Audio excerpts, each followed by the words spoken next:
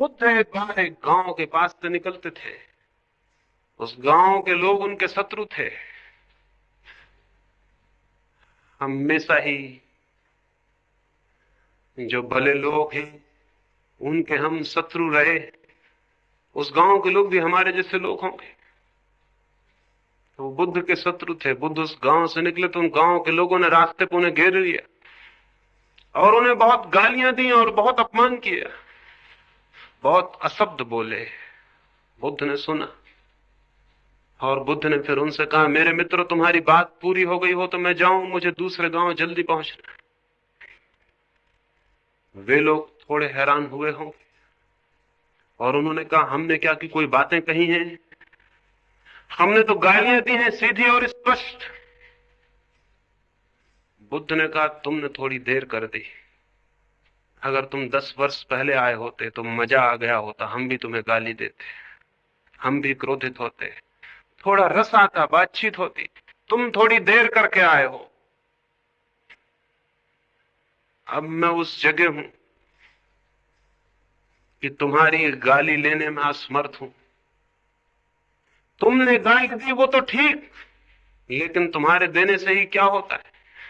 मुझे भी तो भागीदार होना चाहिए। मैं उसे लूं तभी तो उसका परिणाम हो सकता है, लेकिन मैं तुम्हारी गाली लेता नहीं। क्योंकि कोई पागल ही गाली ले सकता है, कोई समझदार गाली कैसे लेगा? मैं दूसरे गांव से निकला था, वहां के लोग मिठाइयां लाए थे भेंट करने। मैंने उनसे कहा, मेरा पेट भरा है, तो वो मिठाइयां वापस ले गए। जब मैं ना लूंगा तो वो मुझे कैसे दे जाएंगे? बुद्ध ने उन लोगों से पूछा कि वो लोग मिठाइयां वापस ले गए, उन्होंने क्या किया होगा? एक आदमी ने भीड़ में से कहा, उन्होंने अपने बच्चों को बांट दिया होंगी, परिवार में दे दिया होंगी। बुद्ध ने कहा, मित्रों, अब तुम बड़ी मुश्किल में पड़ गए। तुम गालियां लाए हो, मैं लेता नहीं। अब तुम क्या करोगे? घर ले जाओगे, बांटोगे? मुझे तुम पर बड़ी दया आती। अब तुम इन गालियों का क्या करोगी? क्योंकि मैं लेता नहीं। क्योंकि जिसकी आंख खुली है वो गाली लेगा। और जब मैं लेता ही नहीं तो क्रोध का सवाल नहीं उठता। जब मैं ले लूं तब क्रोध उठ सकता है। आंखें रहते हुए मैं कैसे कांटों पर चलूं, और आंखें रहते हुए मैं कैसे गालियां लूं, और होश रहते मैं कैसे क्रोधित हो जाऊं? मैं बड़ी मुश्किल में हूं, मुझे क्षमा कर दो।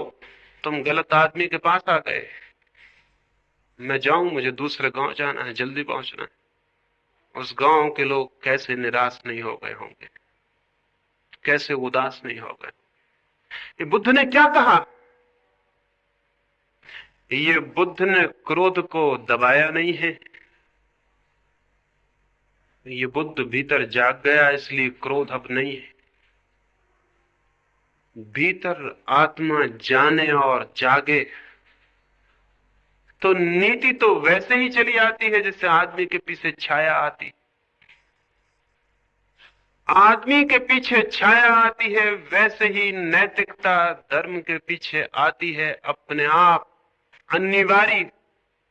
वो तो अपरिहार्य है, वो तो आएगी, उसे लाने का कोई सवाल नहीं है। इधर हम हजारों वर्ष से आदमी को नैतिक लाने के लिए समझा रहे हैं, इसलिए नैतिकता नहीं आ पाई।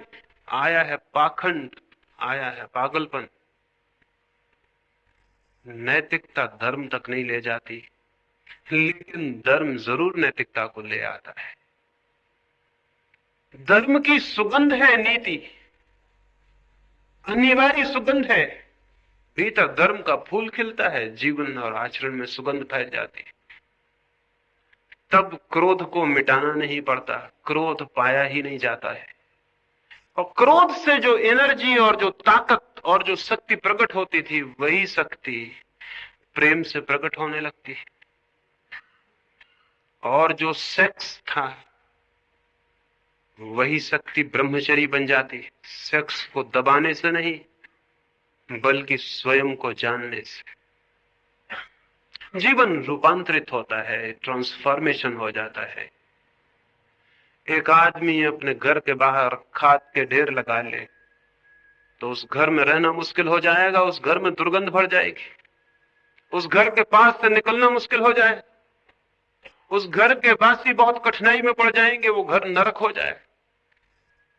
लेकिन अगर वही आदमी उस खाद को अपनी बगिया में डाल दे और बीज बो दे, तो उस घर में फूल खिल जाएंगे और घर में सुगंध फैल जाएगी, उसके रास्ते से निकलने वालों को भी सुगंध का